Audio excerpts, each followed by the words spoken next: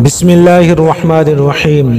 सिर्फ 5 मिनट का मदरसा कुरान और हदीस की रोशनी में 15 शव्वालुल मुकर्रम। नंबर 1 इस्लामी तारीख़ उम्मुल मुमिनीन हज़रत उम्मे सलमा रज़ियल्लाहु तआला अन्हा।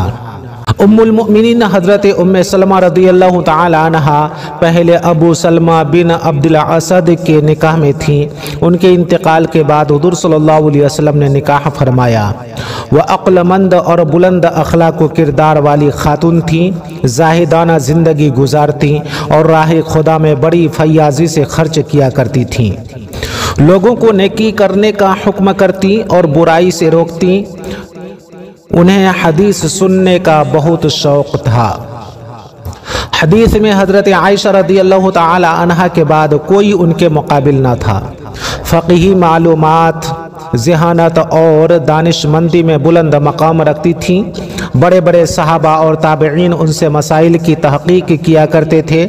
उनकी हिकमत व दानाई और अक्लमंदी का इससे अंदाज़ा होता है कि सुलह हुदैबिया के मौका पर जब कुफ़ार ने मुसलमानों को उम्रा करने से रोक दिया तो हुज़ूर सल्लल्लाहु अलैहि वसल्लम ने सहाबा को एहराम खोलने का हुक्म दिया।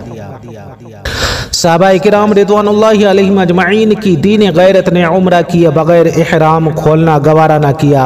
चुनांचे इस मौका पर उम्मे सलमा रज़ियल्लाहु तआला अन्हा ही ने हुज़ूर सल्लल्लाहु अलैहि वसल्लम को मशवरा दिया कि अभी सहाबा सदमे में निढाल हैं, पहले आप इहराम खोल दीजिए, आपको देखकर सहाबा भी इहराम खोल देंगे। आपने इस मशवरा को कबूल करके इहराम खोल दिया तो सहाबा को यकीन हो गया कि अब सुलह के शराइत बदल नहीं सकते, इसलिए उन्होंने भी अपना इहराम खोल दिया। उनका इंतकाल शव्वाल सन 59 हिजरी में हुआ और हज़रत अबू हुरैरा रज़ियल्लाहु तआला अन्हु ने जनाजा की नमाज पढ़ाई। नंबर 2 अल्लाह की कुदरत। शहद की मक्खी में अल्लाह की निशानी। अल्लाह ताला ने शहद की मक्खी को वो हुनर दिया है जिससे वो फूलों से रस चूस कर शहद बनाती है। उनके बनाए हुए शहद में इंसान के लिए बहुत से फायदे हैं। इतनी साइंसी तरक्की के बावजूद इंसान शहद हासिल करने के लिए शहद की मक्खी का मोहताज है। कोई इंसानी ताकत ऐसा करना चाहे तो यह नामुमकिन है। यह अल्लाह की कुदरत की बहुत बड़ी निशानी है। वह एक छोटी सी मक्खी से इतना बड़ा काम लेता है। नंबर 3 एक फर्द के बारे में शौहर के भाइयों से पर्दा करना। रसूलुल्लाह सल्लल्लाहु अलैहि वसल्लम ने फरमाया, नामहरम औरतों के पास आने जाने से बचो। एक अंसारी सहाबी रज़ियल्लाहु तआला अन्हु ने अर्ज़ किया, देवर के बारे में आप क्या फरमाते हैं? तो आप सल्लल्लाहु अलैहि वसल्लम ने फरमाया, देवर तो तुम्हारे लिए मौत है, यानी शौहर के भाई वगैरह से पर्दा करना इंतहाई ज़रूरी है क्योंकि वह तबाही व हलाकत में डालने का बड़ा सबब है। बुखारी शरीफ। नंबर 4 एक सुन्नत के बारे में 3 उंगलियों से खाना।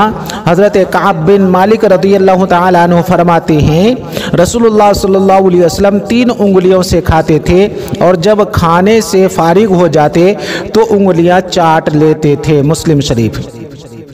खाने के बाद उंगलियों को चाटना सुन्नत है, लेकिन इस तरह नहीं चाटना चाहिए कि देखने वाले को नापसंद हो। नंबर 5 एक अहम अमल की फजीलत, यतीम के सर पर हाथ फेरना।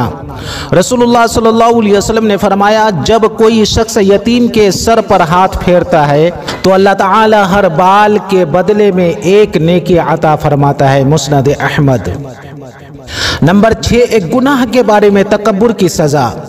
रसूलुल्लाह सल्लल्लाहु अलैहि वसल्लम ने फरमाया, जिस शख्स के दिल में राई के बराबर भी तकब्बुर होगा वो जन्नत में दाखिल न होगा। किसी ने कहा, आदमी अच्छे कपड़े और अच्छे जूते पसंद करता है तो क्या ऐसा करना तकब्बुर में शामिल है? आप सल्लल्लाहु अलैहि वसल्लम ने फरमाया, अल्लाह ताला सफाई सुथराई को पसंद करता है। तकब्बुर तो हक बात ना मानना और लोगों को हकीर समझना है। मुस्लिम शरीफ। नंबर 7 दुनिया के बारे में, दुनिया में उम्मीदों का लंबा होना। रसूलुल्लाह सल्लल्लाहु अलैहि वसल्लम ने फरमाया, मुझे अपनी उम्मत पर सबसे ज़्यादा डर ख्वाहिशात और उम्मीदों के बढ़ जाने का है। ख्वाहिशात हक से दूर कर देती हैं और उम्मीदों का लंबा होना आखिरत को भुला देता है।